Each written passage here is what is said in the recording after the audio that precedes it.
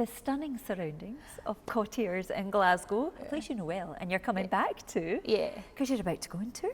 Yeah, I'm super excited to be releasing my album, and yeah, this is our Glasgow show is going to be in here, and I'm not from here, but Glasgow, I think to most of the folk scene does feel like a bit of a home gig, so I've got the full band and it's going to be a nice wee night. So tell me about the new album.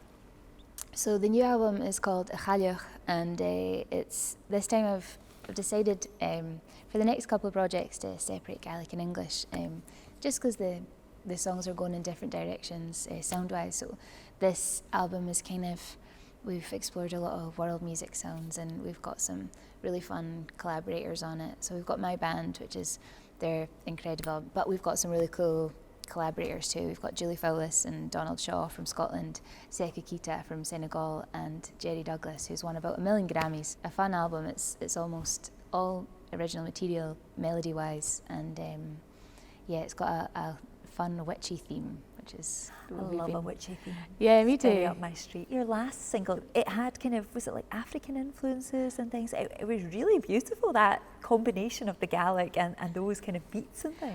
I've always loved that kind of world music sound with Gaelic. I think the language and the melodies lend really well to being in that kind of world music space. And Sekou Keita, who's on that track, I actually wrote that track with him in mind before I even asked him to be on the album.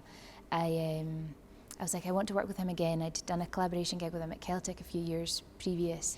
We had such a nice night, and it felt so nice to kind of connect our songs and our music, and it always just felt like a really natural fit. So I wanted to work with him again, and we actually went in as the kind of core band, went in, recorded the track. I had him in mind when I was writing the melody. I knew it would work with what he would do. And we just kind of forgot to ask him, and we'd kind of arranged this whole set around him being involved.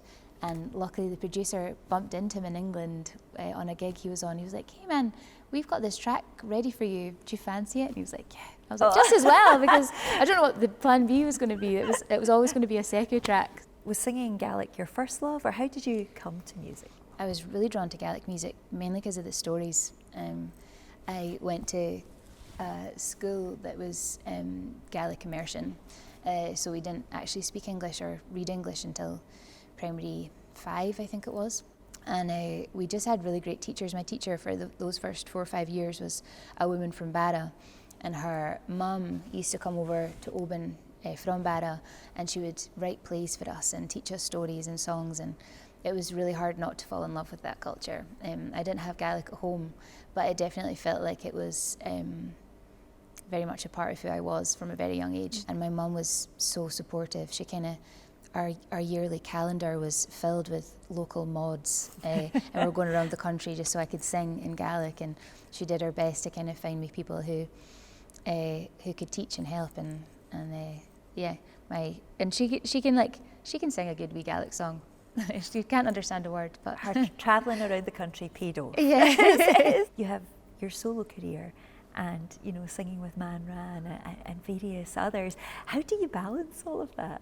I love playing with Man Ran and my own band, and it feels like 2 completely different projects, and which is always quite nice to kind of jump between different feels and different environments, because it sometimes, like when you've been working non-stop for so long and you want a break, jumping to a different project does feel like a break. It feels like it's refreshing to go into something new, and the diary kind of fills up pretty quickly. This year definitely has been the busiest I've ever been. I think I'll be hitting 100 gigs by November, so it feels like a nice place to be. And going all over the world and performing as well. What is it like taking Scottish music over there?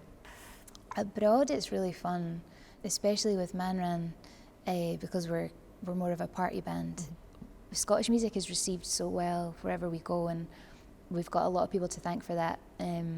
All the people who've kind of made that path for us, and there's been a huge interest for Scottish music in mainly Germany, America, kind of over in Australia, and it's cool to be a part of, and to take this language and music that we love so much and to share it with people who it's not in their daily culture, but they kind of want to be involved as much as they can. It's a privilege to share.